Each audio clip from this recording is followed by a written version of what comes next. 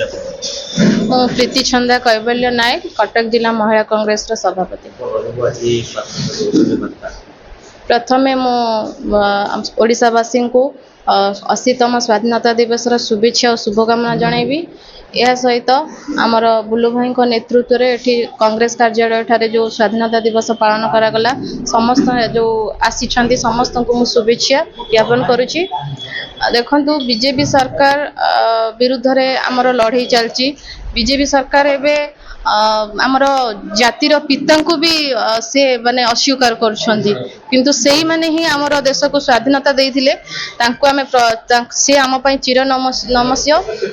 आउ रहिला जो घरे घरे एबे तिरंगा कार्यक्रम तिरंगा पताका जो उत्तोलन होउची सेटा तिरंगा पताका आम जातीय कांग्रेस ही तैयारी करिथिला एवं हमको खुशी लागुची जे बीजेपी सरकार एई तिरंगा पताका को एबे घरे घरे ये करूची। आउ आमर रहिबो आमर कांग्रेस कमिटी तरफ समस्त को शुभेच्छा और शुभकामना जनाऊँ। कौन कहिबे भाई आज जिला कार्यालय 80तम स्वाधीनता दिवस उपलक्षे ओडिशार जनसाधारण कटक जिला समस्त जनसाधारण मोर कांग्रेस प्रेमी बंधु मान जिला सभापति हिसाब से अभिनंदन जनाऊँ।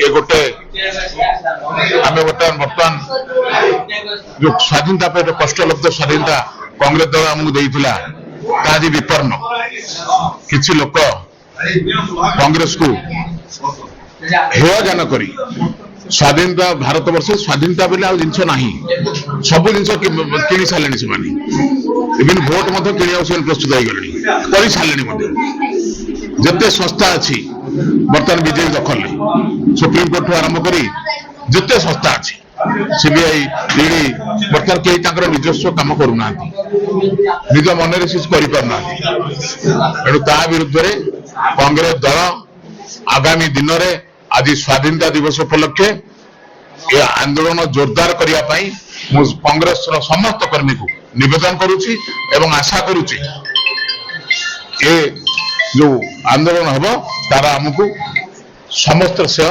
कांग्रेस दल पाइब।